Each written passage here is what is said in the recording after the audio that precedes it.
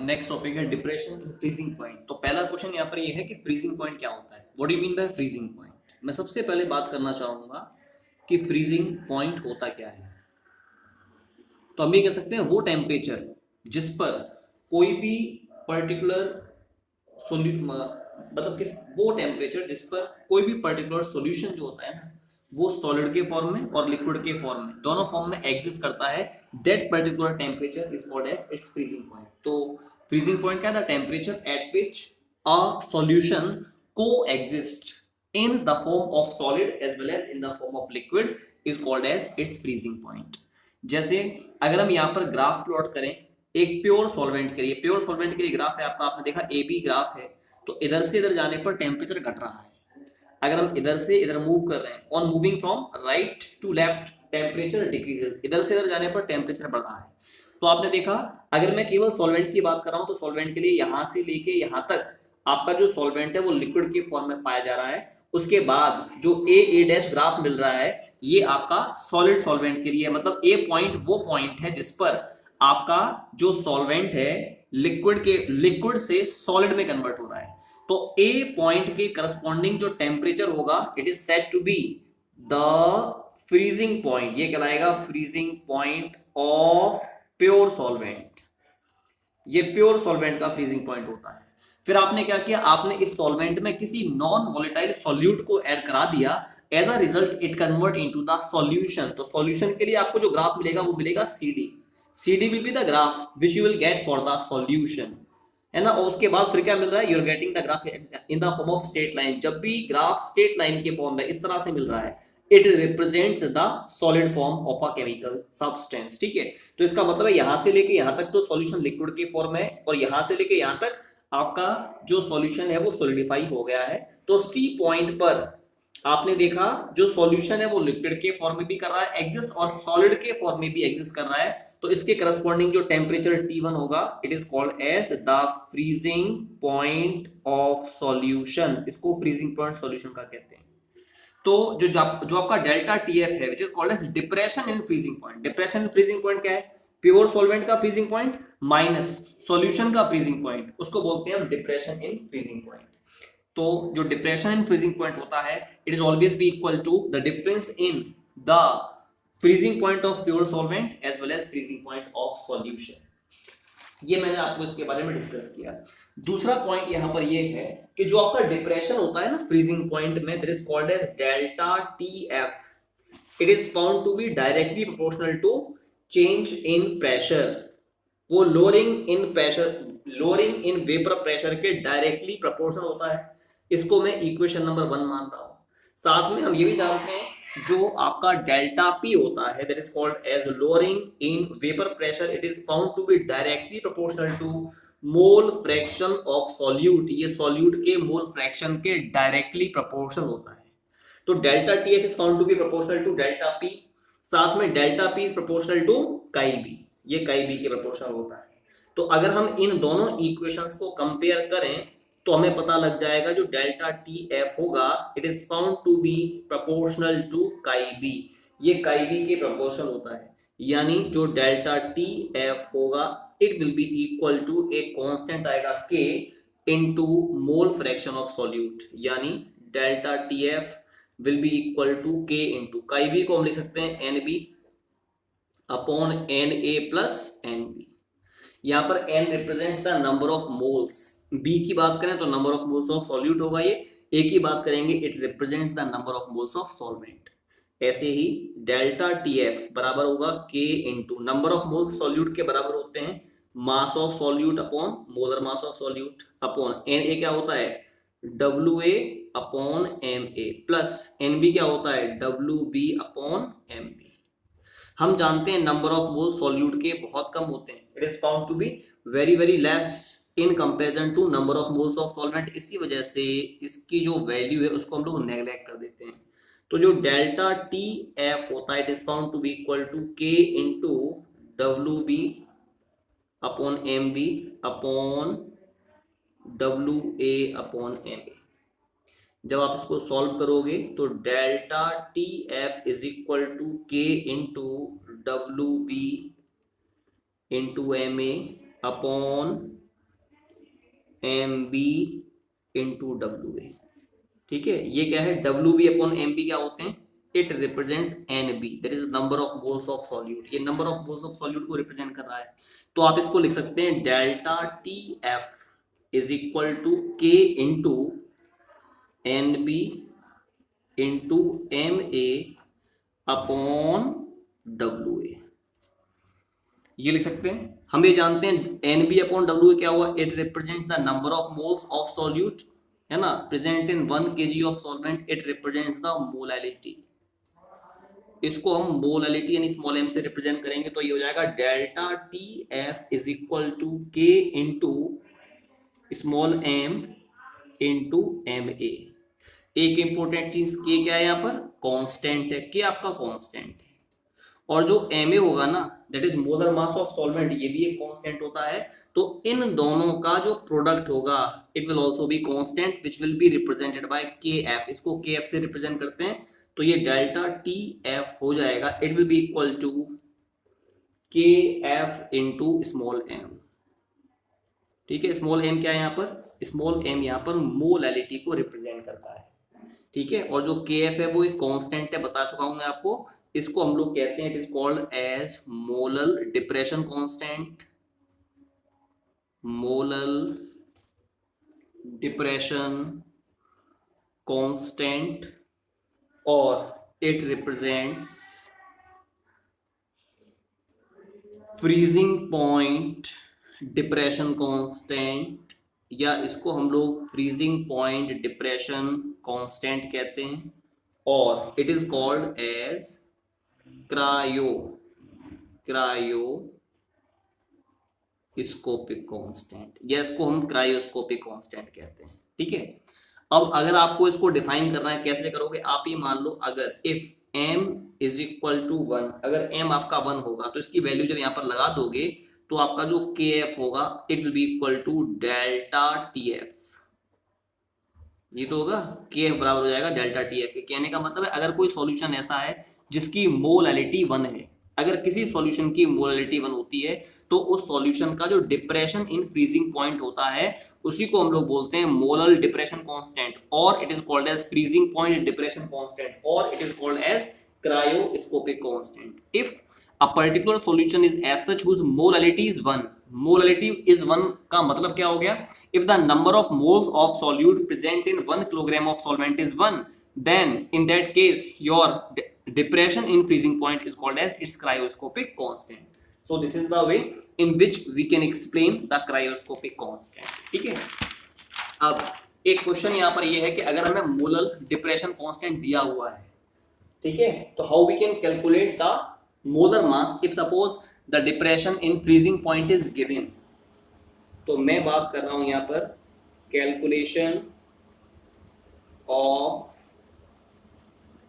Molar mass of solute, molar mass of solute by depression in freezing point, by depression in freezing point. if suppose depression in freezing point is given, then how we can calculate the molar mass of a particular solute by using depression in freezing point। बच्चों हम जानते हैं formula होता है delta T F बराबर के F into small M, या के एफ इंटू स्मॉल एम को हम लिख देंगे number of moles of solute N B into 1000 upon W A, ये फॉर्मूला होता है। या आप इसको लिख सकते हैं के एफ इंटू एन बी को लिखे हैं डब्ल्यू बी, ठीक है, अपॉन एम बी, ठीक है, इंटू 1000 यहाँ पर हो जाएगा ये डब्ल्यू ए। आपको निकालना है, आपको एम बी निकालना है, एम बी कैलकुलेट करना है। तो M B delta T F आपका आया K F into W B into 1000 upon M B into W A. या निकालना क्या है, एम बी निकालना है आपको, तो M B will be equal to K F into W B into 1000 upon delta T F into W A. So this is the formula by which molar mass of a particular solute can be calculated. ठीक है, तो ये मैंने आपको इसके बारे में बताया। अच्छा अच्छा, एक और इसमें इम्पोर्टेंट बात है, अगर आपको एक दो फॉर्मूले बताऊंगा मैं आपको, जो के एफ होता है आपका, के एफ रिप्रेजेंट्स, अगर मैं यहाँ पर के एफ की बात करूँ, it is molar depression constant. जो के एफ होता है it is found to be equal to R into M A, molar mass of solvent, into T F square into T F square upon में क्या करेंगे, upon ये formula है, केवल सीधा सीधा लर्न करना है हमको ये फॉर्मूला, ठीक है। 1000 into delta H of fusion, एक ये फॉर्मूला है। It is the relation in between K F as well as the enthalpy of a fusion, ठीक है। यहाँ पर आर क्या है, R represents the gas constant, M A is molar mass of solvent, जो आपका टी एफ है it represents the freezing point, it represents the freezing point of pure solvent in kelvin, ठीक है। और डेल्टा टी एफ जो है ना, it represents enthalpy of fusion. ऐसे ही एक फॉर्मूला है केवी का, केवी बराबर होता है R into M A into T B square upon 1000 into delta H of vaporisation. यहाँ पर केबी क्या है, K B represents molar elevation constant, R is gas constant, Ma is molar mass of solvent, Tb is the boiling point of pure solvent in Kelvin, delta H VAP it is enthalpy of vaporization of solvent, ठीक है। तो ये दोनों formulas हैं जिनको आपको पता होना चाहिए, ठीक है। अब एनसीईआरटी में कुछ न्यूमेरिकल्स हैं, उन न्यूमेरिकल्स के बारे में सबसे पहले हम लोग बात करेंगे। तो एक न्यूमेरिकल है एग्जाम्पल 2.9 एग्जाम्पल एनसीईआरटी का। क्वेश्चन कह रहा है 45 ग्राम ऑफ इथाइलिन ग्लाइकॉल, आपसे कहा we are taking 45 gram of ethylene glycol, हमने 45 ग्राम इथाइलिन ग्लाइकॉल का दिया, इसका फॉर्मूला हम जानते हैं C2H6O2, इथाइलिन ग्लाइकॉल का फॉर्मूला है। It is mixed with 600 gram of water, और इसको मिक्स किया किसमें, 600 ग्राम ऑफ वाटर में, means it is the mass of solvent which is given, this is the mass of solute which is given, means ये WB है, WB कितना है 45 ग्राम, ये सॉल्वेंट यानी जो WA है इसका भी मास दे रखा है हमको 600 gram. One more thing is here, ये इथाइलिन ग्लाइकॉल है, इसका मोलर मास अगर देखें तो निकालो आप 12 into 2 plus 1 into 6 plus 16 multiply by 2। जब आप इसका मोलर मास देखेंगे तो इसका मोलर मास आएगा निकल करके 62 ग्राम पर मोल, 62 ग्राम पर मोल आएगा, ठीक है। तो ये आपको दिया हुआ है क्वेश्चन में, calculate the freezing point depression, यानी डिप्रेशन इन फ्रीजिंग पॉइंट निकालना है, यानी delta TF you have to calculate, ये निकालना है आपको डेल्टा टीएफ कैलकुलेट करना है इसमें, and freezing point of solution, और आपसे कहा फ्रीजिंग पॉइंट सॉल्यूशन का निकालो, यानी T1 आप निकालिए।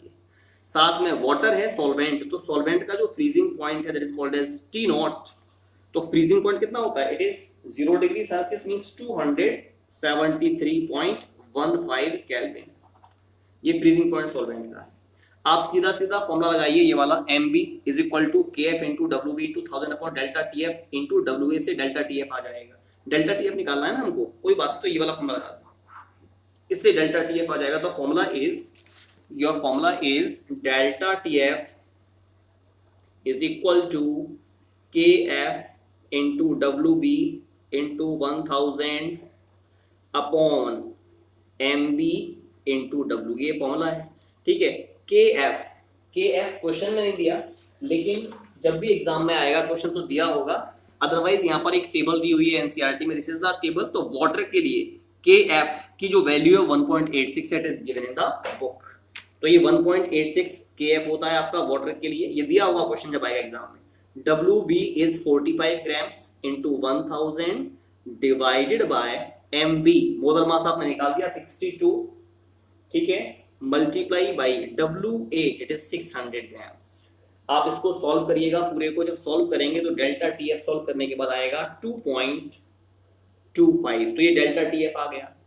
हमें फॉर्मूला पता है डेल्टा TF बराबर होता है T0 माइनस T1, यानी T1 इसको इधर लाएंगे तो क्या हो जाएगा ये लगाइए तो T not minus delta T F हो जाएगा ना। It is equal to T not कितना है, टी नॉट इज 273.15 माइनस 2.25। इसको कुछ नहीं करना, केवल माइनस कर देना है, ठीक है।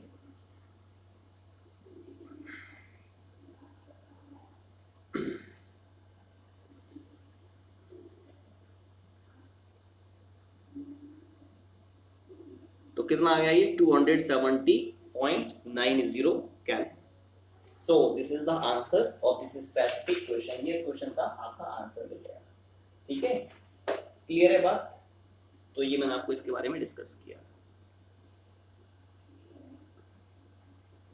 ठीक। अब इसके बाद एक और क्वेश्चन है, example number 2.10। It is one more question which is in your NCERT. ये क्वेश्चन आपसे क्या कह रहा है, इसको देखते हैं। ये नेक्स्ट न्यूमेरिकल है आपका 2.10। इसमें क्वेश्चन में कहा कि 1 gram of non electrolyte solute, 1 gram non electrolyte solute है, तो सॉल्यूट को हम डब्ल्यूबी से रिप्रेजेंट करते हैं। ये 1 ग्राम दिया हुआ है। It is dissolved in 50 gram of benzene. Mass of benzene is given, that is called as 50 gram. Lower the freezing point of benzene by, इसमें जो लोअरिंग है फ्रीजिंग पॉइंट में, यानी डेल्टा टीएफ ये आपको दे रखा है 0.40 केल्विन, ठीक है, ये हमें दिया है। और साथ में जो बेंजीन है उसके लिए जो केएफ है, KF the freezing point depression constant for benzene is given 5.12 kelvin kilogram पर मोल, ठीक। Find the molar mass of solute, solute का मोलर मास निकालना है, यानी एम बी आपको कैलकुलेट करना है। तो फॉर्मूला तो वैसे ये वाला था आपका, है ना। इसमें एम बी के लिए एक और हमने फॉर्मूला यहाँ पर निकाला है, M B equal to K F into W into 1000 upon delta T F into W ए। उसी को हम लोग यहाँ पर अप्लाई करेंगे। तो एम बी बराबर है K F into W B into 1000 upon delta T F into W A. K F कितना है, K F is 5.12 into W B कितना है, it is 1 gram into 1000 divided by delta T F कितना है 0.40 है, into W ए कितना है 50 ग्राम। ये आप पूरा सॉल्व कर लीजिएगा। सॉल्व करने के बाद you will gate 256 gram per mole. So this is the way in which this question can be solve.